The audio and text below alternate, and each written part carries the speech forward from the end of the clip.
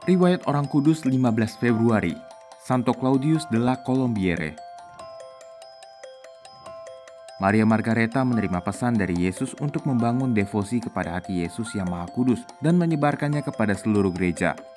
Namun, ia ragu-ragu untuk melaksanakan pesan ini, karena ia sendiri ragu akan kebenaran penglihatan-penglihatan yang dialaminya.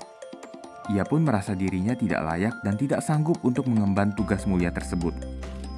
Namun, tatkala terjadi suatu penglihatan lagi padanya, Yesus memberitahukan kepadanya bahwa ia akan mengutus seorang imam yang saleh untuk membantu dan membimbing dia. Imam saleh itu ialah Pastor Claudius de la Colombiere, SJ. Pada 1675, Pastor Claudius diangkat menjadi rektor rumah di Paray, di mana terdapat biara suster-suster visitasi. Claudius adalah seorang imam yang saleh dan setia menjalankan devosi kepada hati Yesus yang Maha Kudus. Di Paray, ia menjalankan tugasnya sebagai bapa pengakuan bagi suster-suster visitasi. Disinilah Claudius bertemu dengan Suster Maria Margareta. Kepada Pastor Claudius, Suster Margareta menceritakan semua penglihatan yang dialaminya. Claudius membenarkan semua penglihatan itu.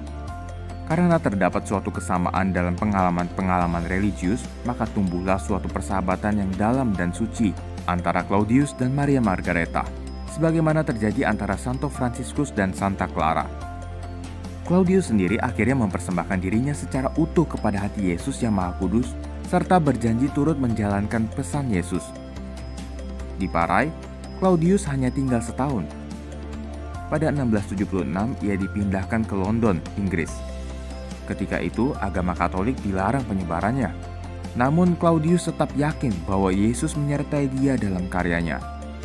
Dengan gembira, ia bekerja di antara orang-orang Katolik yang dihambat itu. Ia dengan tekun meneguhkan dan menghibur mereka, serta mendorong mereka untuk menjalankan devosi kepada hati Yesus yang Maha Kudus. Sesudah 3 tahun berkarya di London, ia ditangkap dan hendak dihukum mati. Namun, dengan bantuan Duta Besar Prancis, Claudius dibebaskan dan dipulangkan ke Paray. Di sana, ia meninggal pada 15 Februari 1682 dalam usia 41 tahun.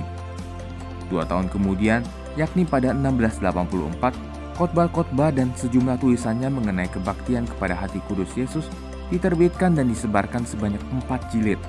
Tulisan-tulisan inilah yang menjadi sarana yang berpengaruh dalam menyebarkan devosi yang indah itu ke seluruh dunia.